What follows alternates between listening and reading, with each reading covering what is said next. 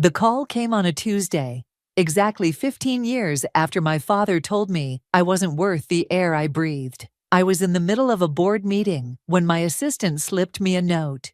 "Your mother's calling, third time today. My name is Quinn, and I built a tech empire from the ground up while my family pretended I didn't exist." Funny how life works sometimes. "We need to wrap this up," I told my executives, maintaining my composure despite the tremor in my hands. "Send me the final projections by tomorrow morning." In my office, I stared at my mother's number on my phone screen. The same number I'd memorized as a child, back when I still believed family meant something. "Quinn." Her voice was smaller than I remembered. "Baby, is that you?" "It's me." I kept my tone neutral, professional. The Manhattan skyline stretched out behind my desk, a view I'd earned while they wrote me off. "We've been trying to reach you." A pause. "Your father, he wants to talk."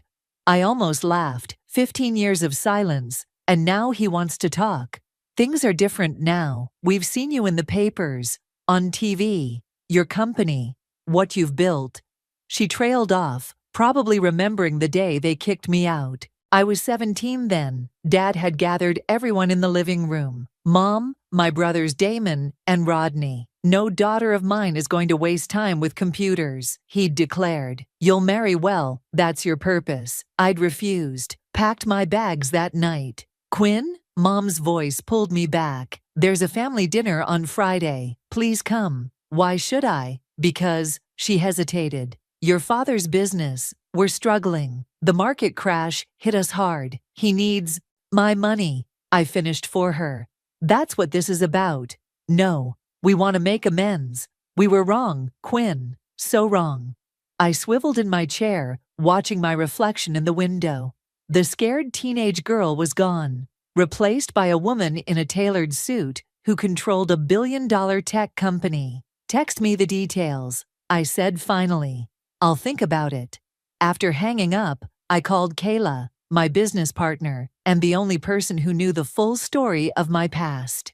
"They reached out." She sounded concerned. "What are you going to do?" "I'm going to that dinner." I pulled up my calendar. "But first, I need you to clear my schedule for Friday and book a table at Le Bernardin." "Quinn." Kayla's voice carried a warning. "Don't do anything rash."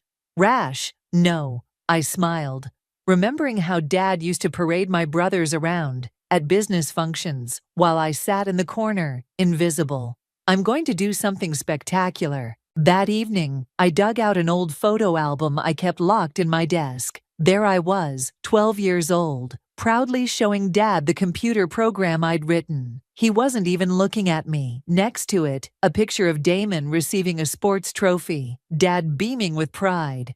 My phone buzzed. Mom's text with the dinner details. "Your father says to dress appropriately," she added in a second message. I texted back, "Change of plans. I'm hosting. Le Bernardin, 8 p.m. Tell Dad his precious sons can come too." Then I called Carlos, my PR specialist. "I need you to arrange something. Discreet photographers, carefully placed. Make sure they catch every moment." "What's the angle?" he asked. I thought about Dad's face when he'd realize his daughter now had the power to make or break him. About Mom's silent compliance all those years. About my brother's smirks when I was thrown out. "Family reconciliation," I said. "The prodigal daughter returns." But that's just the beginning. And the real story. I touched the photo of my 12-year-old self, tracing the hope in those eyes before it was crushed. The real story is revenge. But we're going to package it as redemption. I closed the album. They wanted a proper daughter. I'll give them a proper show. After hanging up, I stood at my window, watching the city lights flicker to life. Somewhere out there, my family was probably huddled together, discussing how to handle me, how to get what they needed while maintaining their precious pride.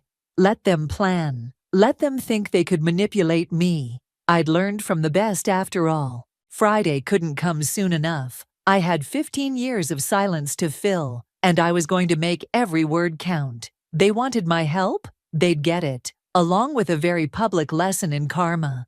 I picked up my phone one last time and texted Kayla, "Book the private room and make sure there's champagne. We're going to celebrate a family reunion they'll never forget." Le Bernardin's private room felt smaller with my family in it. Dad arrived first, of course. Punctuality was one of his obsessions. His silver hair was thinner than I remembered, but his stance remained rigid, commanding. "Quinn." He extended his hand like we were closing a business deal. "You look successful." I ignored his hand. 15 years will do that. Mom hurried in behind him, wringing her hands, a nervous habit I'd inherited and trained myself to break. She moved to hug me, then stopped, uncertain. "Your hair," she said softly. "It's so elegant now." Damon and Rodney arrived together, both in expensive suits that couldn't quite hide their desperation. Damon's Rolex was probably his last status symbol, while Rodney's shoes were scuffed at the heels. "Little sister," Damon said, forcing a smile, "finally decided to acknowledge your family." "Funny," I replied, taking my seat at the head of the table. I was about to say the same thing. The waiter appeared with champagne, and I watched them squirm as I ordered the most expensive bottle. Dad's eye twitched. He knew exactly how much it cost. "To family," I raised my glass. "And perfect timing." Damon cleared his throat. "Quinn, about timing. Your company's incredible," Rodney interrupted, earning a glare from Dad. "I mean, the innovation awards, the Forbes cover, the money," I added, making them all flinch. "That's what you really want to discuss, isn't it?" Dad set down his glass. "We've made mistakes." "Mistakes?" I laughed. "Is that what we're calling it now?" "Quinn," Mom pleaded. You're trying because you're desperate." I pulled out my tablet, sliding it across the table. "Your company's hemorrhaging money, Dad. 3 failed projects in 2 years. The board's considering a vote of no confidence." The color drained from his face. "How did you—" "I do my research. Unlike you, I learned from my mistakes." I tapped the tablet. "Damon's division is particularly interesting. Those investment choices. Amateur hour." Damon's knuckles went white around his fork. "You don't understand."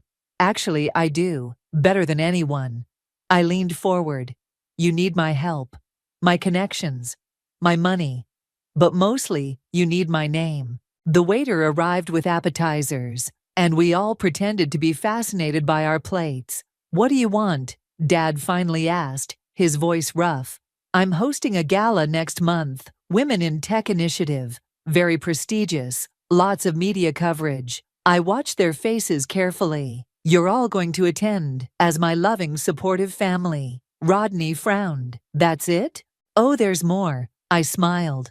"Dad, you'll give a speech about how proud you are of your daughter's achievements. Damon, you'll announce a new division in your company, focused on supporting women in STEM fields." "That's ridiculous," Damon sputtered.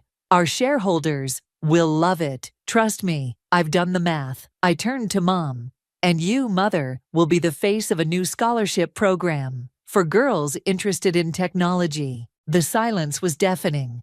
Dad's jaw clenched so tight, I thought he might crack a tooth. "And if we refuse?" he asked. "Then I'll watch from my office as your empire crumbles." I shrugged. "Either way, I win." Mom touched Dad's arm. "Colin, maybe." "Fine," he cut her off. "We'll play your game." "It's not a game." I stood up, dropping my napkin on the table. "It's karma, and we're just getting started." "You've become quite the manipulator," Damon said bitterly. "I learned from the best, big brother." I gathered my things. "Carlos, my PR specialist, will be in touch with details. Don't worry, he'll make sure you all look appropriately progressive and enlightened." "Quinn," Mom called as I reached the door. "Was any of this, did you really want to reconnect?" I turned back, seeing the hope in her eyes, the same hope I'd had all those years ago. "You know what's funny?" I said. "If you'd reached out before you needed something, this might have gone differently." I left them sitting there, surrounded by expensive food and bitter realizations. Outside, the night air felt clean, liberating. My phone buzzed. A text from Kayla. "How'd it go?" Perfectly, I replied. They took the bait. Call Carlos. It's time for phase 2. As my car pulled up, I caught my reflection in the window. I looked exactly like what I'd become. Powerful, untouchable, and absolutely merciless, just like they'd taught me to be. This is delicious, Carlos said, taking another bite of his croissant. Almost as delicious as your plan. We were in my penthouse office, surrounded by mood boards and event layouts for the gala.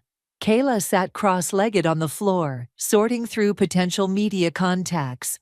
The press will eat this up, Carlos continued. Tech mogul reconciles with traditional family, transforming them into champions of women's empowerment. It's perfect. Too perfect, Kayla muttered. Quinn, are you sure about this? I walked to the window, watching a flock of pigeons scatter across the morning sky. Show me the speech drafts. Carlos pulled out his tablet. I've written 3 versions for your father. This one's my favorite. I was wrong. My greatest achievement wasn't building a company. It was raising a daughter who showed me the true meaning of success. He'll choke on those words, I said, smiling. That's the point.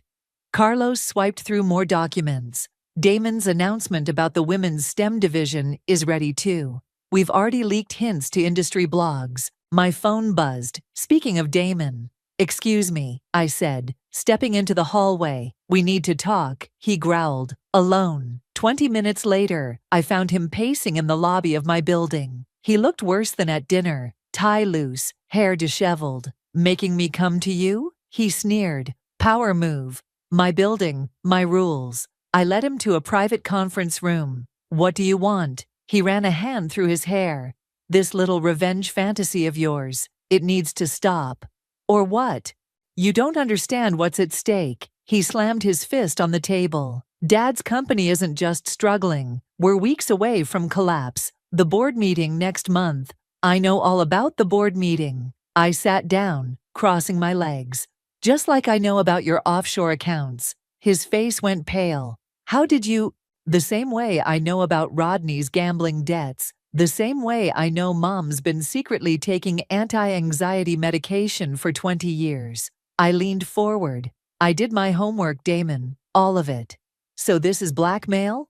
This is opportunity. Play your part, and I'll make sure the board sees your new initiative as innovative leadership.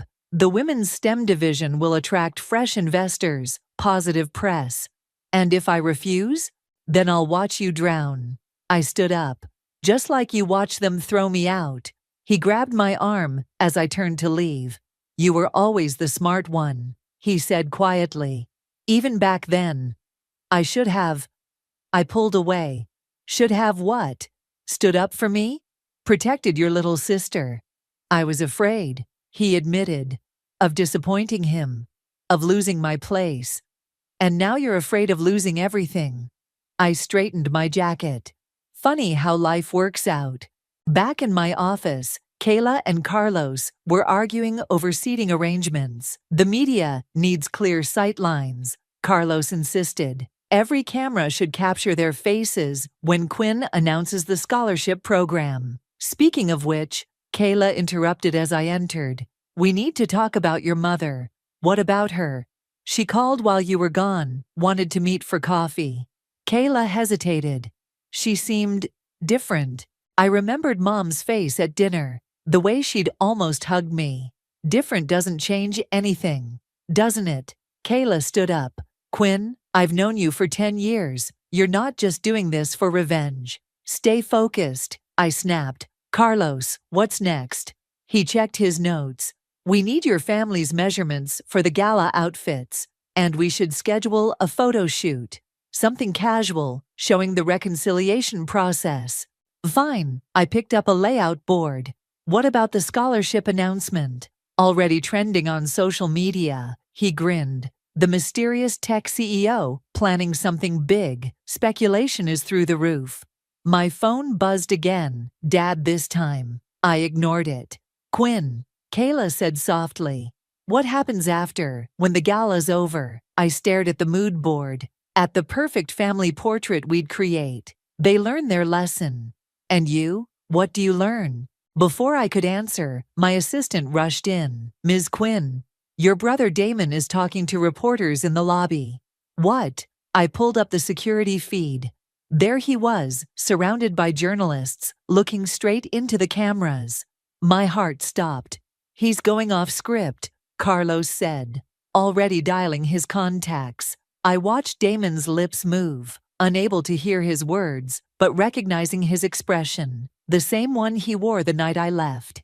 Get him out of there, I ordered, now. As my team scrambled, I remained frozen, watching my carefully constructed plan teeter on the edge of chaos. Maybe Kayla was right. Maybe this wasn't just about revenge anymore. Maybe it was about something much more dangerous, hope. Your brother's interview is everywhere, Carlos announced, tossing a stack of newspapers onto my desk. But you need to see this. The headline screamed across every front page: Tech mogul's brother confesses, we failed her, and family drama behind Silicon Valley's success story. I scanned Damon's quotes. Our father was wrong. Quinn proved that. Now we're trying to make amends, to be the family she deserved. He went rogue, I said. But he stayed on message. Better than on message, Carlos grinned. He cried, Quinn. Actually cried on camera. The internet's eating it up. My phone lit up. Mom again. Third time today. This time, I answered. Have you seen it? She asked. Damon's performance. Yeah. It wasn't a performance. She paused. I'm at the coffee shop near your office. Please, Quinn. 20 minutes. I found her at a corner table, hands wrapped around an untouched latte. She looked smaller than I remembered, more fragile. You're not wearing makeup, I observed, sitting down. I stopped. She met my eyes. After you left, it felt pointless, pretending. Like you pretended not to see what was happening to me. Her hands trembled.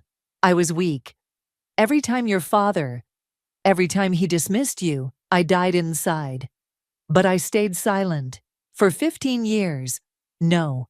She reached into her bag, pulled out a worn folder. I kept everything. Every news article about you. Every achievement. I followed your journey, Quinn. In silence, in shame. But I followed it. I opened the folder. There I was, from my first startup to my IPO. Pictures, clippings, printouts from tech blogs. Some were tear-stained. Why are you showing me this? Because you need to know, her voice cracked. The scholarship program you want me to represent. I want to do it. Not for show, for real. My coffee arrived. I stirred it slowly, buying time. Dad won't like that. Your father just got a call. She leaned forward. The board is moving up their vote. They want him out, Quinn. Unless I help. I closed the folder. And what do you want, Mom? Really want? A chance. She touched my hand. Not just to fix the past, but to do something meaningful. These girls you want to help? I see you in all of them. My phone buzzed. Kayla, reminding me about the gala preparations. I should leave. This wasn't part of the plan. Show me, I said instead. What? Show me you mean it. Come to my office, meet my team, see what we're really building. An hour later, Mom stood in our innovation lab, watching young women code, create, innovate. Her eyes were wide, taking everything in. This is incredible, she whispered. Ms. Quinn, my assistant appeared. Your father's here. He's demanding to see you. I found him in the lobby, face red with anger. What did you do? He demanded. The board chairman just called. Something about a leaked memo. I have no idea what you're talking about. I smiled. But since you're here, let's talk about the gala. Carlos has your speech ready. Damn the gala. He stepped closer. You think you can destroy everything I built? No, Dad. You're doing that just fine on your own. Colin. Mom's voice cut through his rage. She stood in the doorway, steel in her spine. Enough. He blinked, surprised by her tone. Melina. I'm staying, she said. Quinn's showing me the scholarship program. You can either join us in the future or stay in your past. I watched his face cycle through confusion, anger, fear. You're choosing her? I'm choosing what's right. Mom turned to me. Where do we start? Before I could answer, Rodney burst in, out of breath. Dad, the investors, they're calling an emergency meeting. Something about new leadership. Dad's phone rang. His hands shook as he checked the screen. The chairman, take it, I said. In fact, put it on speaker. Let's all hear what the future holds. As Dad's world crumbled around him, I watched Mom explore my office, touching the awards with pride.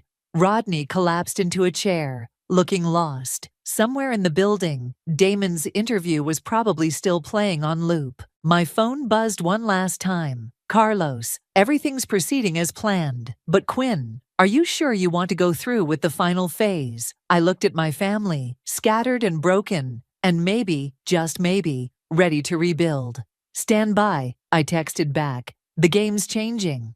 The question was I ready to change with it? The gala buzzed with energy as New York's elite mingled under crystal chandeliers. I stood at the entrance, greeting guests, while photographers captured every calculated smile. Your family's already inside, Carlos whispered, appearing at my elbow. Your father's been practicing his speech. He actually looks nervous.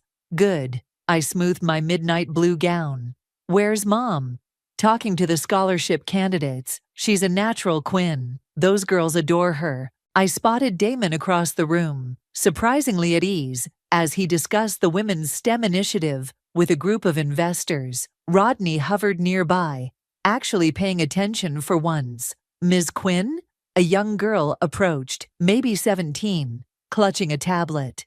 I'm one of the scholarship finalists. I just wanted to say, you're why I started coding. My practice smile faltered. She looked exactly like I had at that age. Hungry for recognition, desperate to prove herself. What's your name? Sarah. She pulled up her project on the tablet. I developed this app for domestic violence survivors. It looks like a normal calculator, but it sends encrypted distress signals. I finished, examining her code. This is brilliant, Sarah. Your mother said the same thing. She beamed. She's been showing everyone my work. Before I could respond, the lights dimmed. Carlos appeared again. It's time. I took the stage, scanning the crowd. Hundreds of faces looked back, including my family's. Dad sat rigid in his chair, speech cards trembling slightly. Mom watched me with tears in her eyes, while my brothers tried to mask their anxiety. Welcome, I began. 15 years ago, I was told that women don't belong in tech, that our place was in the background, supporting men's dreams instead of chasing our own. The room fell silent. Today we're changing that narrative, not just through words, but through action. I gestured to the screen behind me, where images of young female coders appeared. Meet our future, 20 brilliant minds who will receive full scholarships to pursue their tech dreams. Applause erupted. I caught Sarah's radiant smile in the crowd. But first, I continued. Someone else wants to share their journey of transformation. Dad? He stood slowly, straightening his tie. The cameras turned to him as he approached the podium. This was it, the moment of my triumph, my revenge. He cleared his throat, looked down at his cards, and then set them aside. I had a speech prepared, he said, his voice rough, about progress and change. But watching my daughter tonight, seeing these young women's potential, he turned to me. Quinn, I was wrong. Not just about you, but about everything. The room held its breath. This wasn't the scripted speech Carlos had prepared. I lost 15 years with my daughter because of pride and ignorance. I watched from a distance as she built something extraordinary, while I clung to outdated beliefs that were destroying my own company. Mom reached for Damon's hand. Rodney wiped his eyes. Tonight isn't about saving my business, Dad continued. It's about saving our future. These scholarships, they're named after my wife, Melina, because while I was teaching our sons to lead, she was quietly showing our daughter how to revolutionize. The cameras flashed as Mom joined us on stage, followed by my brothers. Dad turned to me, his eyes glistening. I don't deserve forgiveness, he said, but I'm asking for a chance to support the vision you've built, not as your superior, but as a father who finally sees his daughter's brilliance. The applause was deafening. Carlos gave me a thumbs up. This was better than anything we'd planned. But I barely noticed. "The Melina Scholarship Fund," I announced, my voice steady despite my racing heart, "will ensure that no other girl hears no when she should hear fly." Sarah and the other candidates joined us on stage. Mom hugged each one, whispering encouragement. Damon shook their hands, looking genuinely impressed. Even Rodney engaged, asking about their projects with real interest. As the evening wound down, I found myself alone with Dad on the balcony. "Did you mean it?" I asked. "Every word." He stared at the city lights. "The board voted this morning. I'm stepping down as CEO. "I know. They want you to take over." He turned to me. "Not because you're my daughter, but because you're better than I ever was." Inside, I could hear Mom laughing with the scholarship recipients. Damon was exchanging contact information with investors. Rodney was actually taking notes. "The company needs new leadership," Dad said. "It needs you." I looked at him, really looked at him, and saw something I'd never seen before: respect. "We'll talk," I said finally. "After all, I have some ideas about modernizing the family business." He smiled, and for the first time in 15 years, it reached his eyes. "Your father's speech is trending worldwide," Carlos announced, scrolling through his phone. "The video has over 10 million views. Pearson Transformation is the top hashtag." We were in the aftermath meeting, reviewing the gala's impact. The wall of screens behind us displayed news coverage from every major network. "The stock's up 30%, Kayla added. "Investors are calling non-stop. Everyone wants a piece of the new progressive Pearson empire." I stared at the footage, playing silently on the screens. Dad's emotional speech, Mom hugging the scholarship recipients, my brothers actually looking human. "It wasn't supposed to go like this," I muttered. "No," Kayla agreed. "It was supposed to be revenge. Instead, it's become a revolution," Carlos finished. "Speaking of which, Time magazine wants to do a cover story. The family that changed Silicon Valley." My phone buzzed. "Damon." "Excuse me," I said, stepping out. I found him in the company's lobby, looking up at the massive digital wall displaying our stock price. "Remember when Dad used to say women couldn't understand finance?" He gestured at the climbing numbers. Guess he was wrong about that too. Among other things, I crossed my arms. "What do you want, Damon?" "The board approved your leadership proposal." He handed me a folder. "Dad's stepping down next month. They want you as CEO, me as COO, and get this, they want Mom to head the foundation. And you're okay with that? Working under your little sister." He laughed. "I saw the code those scholarship girls wrote. They're better than I'll ever be. Just like you always were. Flattery won't erase the past." "No," he agreed, "but maybe this will help." He pulled out his phone, showed me an email. "I'm selling my house, my cars, everything. The money's going to fund 10 more scholarships." I blinked. "What?"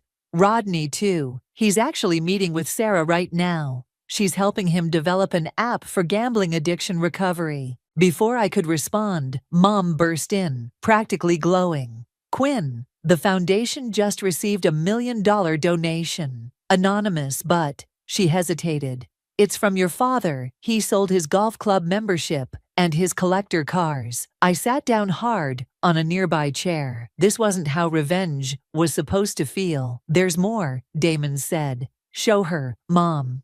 She pulled up a video on her tablet. Dad was being interviewed on a major news network. "My daughter taught me that true legacy isn't about maintaining old power structures," he was saying. "It's about embracing change, acknowledging mistakes, and working to create a better future." "And your company's new direction," the interviewer asked, "is exactly what it should have been 15 years ago, following Quinn's vision. She saw the future while I was stuck in the past. Now it's time for me to step aside and let her lead." I turned off the tablet. "This doesn't fix everything." "No," Mom agreed, "but it's a start." She touched my arm. "The girls from the scholarship program, they're asking if you'll mentor them." "I don't know if I—" "They need you," she interrupted. "Like I needed you." to show us all how to be stronger. My phone buzzed again. Carlos, with urgent news. The headlines flashed across my screen. Tech giant announces historic all-female board, and Silicon Valley's gender revolution begins. Quinn, Kayla appeared, looking worried. There's something you need to see. She led us to the conference room, where the news was playing on the big screen. A group of female tech CEOs was announcing a partnership with our foundation. They were pledging billions to support women in tech. This is bigger than us now, Damon said quietly. Dad appeared in the doorway, looking uncertain. The press is asking for a family statement, all of us together. I looked at my family, really looked at them. Mom, standing tall and proud. Damon, finally seeing me as an equal. Dad, humbled but trying. Even Rodney, rushing in with Sarah, excitedly showing off their app progress. Quinn, Carlos prompted. What should I tell the press? I thought about the scared 17-year-old girl I'd been, dreaming of this moment. But revenge had turned into something else, something bigger, more important. Tell them, I said, that the future doesn't belong to any one family or gender. It belongs to everyone brave enough to change. Dad smiled. Now that's a legacy worth building. Together, Mom asked. I looked at the scholarship girls watching us through the glass walls, their faces full of hope and determination. This wasn't just about healing my family anymore. It was about making sure no other girl had to fight the battles I did. Together, I agreed. But on one condition, we do it right this time. And how's that? Damon asked. I smiled. By breaking every glass ceiling we can find. You can't hide in your office forever, Kayla said, barging in with a stack of papers. The transition ceremony is in 2 hours. I was staring at an anonymous email that had arrived that morning. Your family's transformation is a lie. I have proof. Meet me or it goes public. Quinn? Kayla waved her hand in front of my face. Earth to CEO? Someone knows, I said, turning my laptop around. About the original plan. The revenge plot. Kayla read the email, her face darkening. Could be a bluff. Or it could destroy everything we've built. I stood up, pacing. The scholarships, the foundation, all of it. Quinn, Sarah burst in, her eyes bright. Sorry to interrupt, but you have to see this. She pulled up a video on her tablet. A teenage girl was speaking at a tech conference, wearing a t-shirt with my face on it. Quinn showed us that we don't need anyone's permission to change the world. The girl was saying, my dad used to tell me tech wasn't for girls. Now he's helping me build my startup. That's the 5th speech like this week, Sarah beamed. You're starting a movement. My phone buzzed, the anonymous emailer again. 1 hour, coffee shop across the street. I have to go, I told Kayla. Cover for me at the pre-ceremony meeting. The coffee shop was crowded, but I spotted him immediately. Rodney sitting alone in the corner, holding an old USB drive. You? I sat down, stunned. You sent the email? Found this while cleaning out my old room. He slid the drive across the table. It's your revenge plan. All the details, the manipulation, everything. You left it on your computer the night you ran away. My hands shook as I picked up the drive. Why didn't you tell Dad? Because I was ashamed. He looked down. I saw what you were planning, but I did nothing. Just like I did nothing when they kicked you out. And now? Now I see what you've actually built. He gestured outside, where a group of young girls walked past wearing future tech leaders' shirts. This is bigger than revenge. It's real change. So why the threatening email? Because you need to let go of the past. He leaned forward. The ceremony today. Dad's not just stepping down. He's announcing a complete restructuring. The board wants to name the new headquarters after you. What? But first, he pulled out another USB drive. You need to decide. This one has proof of what the company was really like before. The discrimination, the sexism, everything. Release it, and you get your final revenge. Keep it hidden, and we keep building the future. My phone buzzed repeatedly. Messages from everyone. Mom asking about the ceremony speech, Dad sending last-minute suggestions for the transition, Damon confirming the new board appointments, Sarah sharing more videos of inspired girls. "Time to choose, sis," Rodney said softly. "Revenge or revolution?" I stared at the two drives, everything I'd planned, everything I'd become. "Quinn!" Sarah appeared at our table, breathless. "Sorry, but there's an emergency. The scholarship girls. They're all here. They want to show you something before the ceremony." In the lobby of my building, 30 young women stood waiting, each holding a laptop. As I approached, they opened them in unison, revealing a synchronized display across all screens. "We wrote this together," Sarah explained. "An AI program that identifies and counters gender bias in corporate communications. We call it the Quinn Protocol. It's already being adopted by major tech companies," another girl added. "Your father's company will be the first to implement it fully." I felt tears forming. "You did this. You showed us how," Sarah said simply. "Now we're showing others." My phone buzzed one final time. "Carlos, media's here for the ceremony. Everyone's waiting." I looked at Rodney, then at the drives in my hand. With a deep breath, I dropped them into the lobby's decorative fountain. "Let's go change the world," I told the girls. For real this time. In the auditorium, I found my family waiting backstage. Mom was coaching the scholarship recipients. Dad was practicing his introduction. Damon was reviewing the new corporate structure with board members. "Ready?" Kayla asked, appearing beside me. I watched Sarah lead her team to their seats, their faces glowing with possibility. Watched Mom stand tall as reporters approached her about the foundation. Watched Dad prepare to publicly hand over his life's work to his daughter. "Quinn?" Rodney touched my arm. "The revenge plot. Are you sure about letting it go?" I smiled, thinking of all the girls who would never have to plan revenge because they'd be too busy planning their futures. "Some things," I said, "are more powerful than revenge." The lights dimmed. It was time to step into the spotlight, not as the daughter seeking vengeance, but as the leader showing the way forward. "And that's how you change the world," I concluded my TED Talk, gesturing to the screen behind me where Sarah was demonstrating her latest AI breakthrough. The audience erupted in applause. Backstage, Mom waited with tears in her eyes. "I still can't believe how far we've come." "Speaking of which," Kayla interrupted, rushing over with her tablet. "The Quinn Protocol just got adopted by every major tech company in Silicon Valley. It's officially industry standard now." "And perfect timing," Carlos added, appearing with his usual impeccable timing. "Because wait until you see tomorrow's Wall Street Journal." He handed me an advance copy. The headline read, "Tech's Gender Revolution: How One Family's Transformation Sparked Global Change." "Don't forget this," Dad said, joining us. He looked older but lighter somehow, like he'd finally set down a heavy burden. He handed me an envelope.